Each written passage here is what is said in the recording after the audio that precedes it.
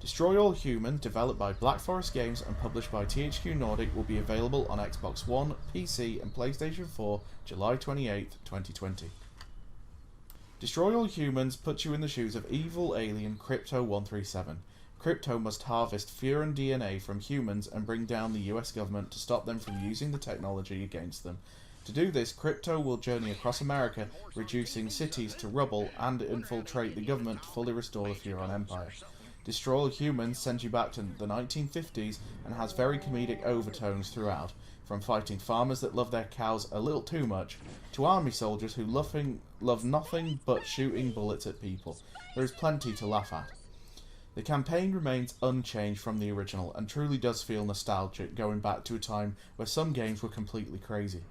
Each mission gets Crypto performing different tasks, from protecting TV stations, infiltrating government facilities and destroying a fairground. The missions can sometimes get a little repetitive, but the narrative throughout makes it entertaining and never a bore. In Destroy All Humans, the game encourages you to upgrade before going full speed ahead. Hell, I encourage you to upgrade. Along the way, you'll gain new weapons and powers to take on the pesky humans. From an anal probe that blows their head up so you can eat the brain for points, to the ability to disguise as a human to infiltrate or wind people up. There is plenty of abilities to choose from. People will either be satisfied that it remained so true to the original or crave more additions. In my opinion, it is a completely solid remake, which is fantastic to see. There have been some changes to the gameplay. For example, you can now jump when you're disguised, which is a very welcome addition, and the way you get around has been made very responsive on the DualShock 4. It doesn't feel like a PS2 game anymore, it feels like it was truly kitted out for the current generation. As a child, I loved Destroy All Humans, and it is nice visiting it again. Getting that freedom to just mess around is great fun. I love abducting people and then throwing them at buildings to destroy them. Am I sadistic? Well, this game lets you become sadistic in any way you can. Even the simple powers of mind reading were fun, because each NPC has an array of crazy lines and some that are questionable but fitting within the theming of the game. Though it does make you want to be Team Furon rather than Team Human. As mentioned earlier, some missions can be repetitive, but I felt that the developers gave you enough ways to do the mission how you'd like to make it interesting, rather than making it too much of a grind. Unfortunately, there are bugs, no game-breaking ones, but there are a fair few glitches, some barely noticeable, some can be a bit strange. The audio bug is the worst, due to sometimes having voice lines stack on one another and suddenly you get a loud army man's voice, but at 4 times the volume your TV is on. I have faith though that a day one patch will sort it right out. Even if they don't, the game is still a ton of fun and it doesn't ruin the experience at all. The Destroy All Humans remake is one of the best looking remakes out there. Everything recreated in a current generation engine, and it pays off. Each character looks so cartoon-like and fits in with the aesthetic.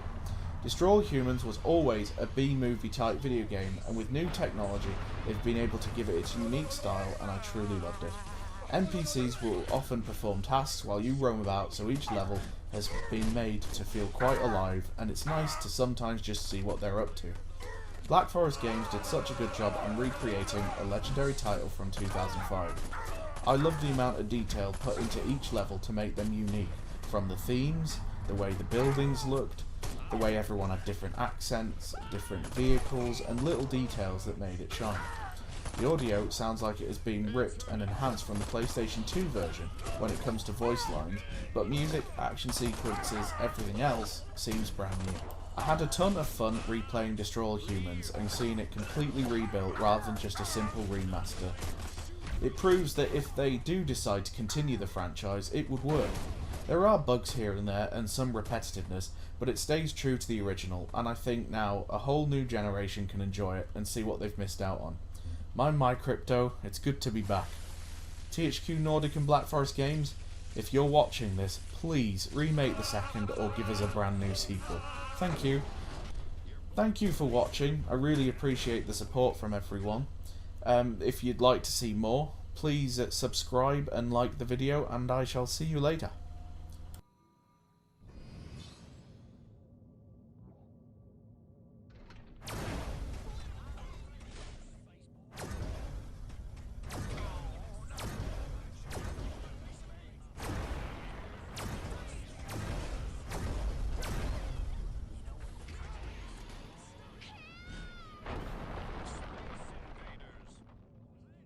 Spaceman!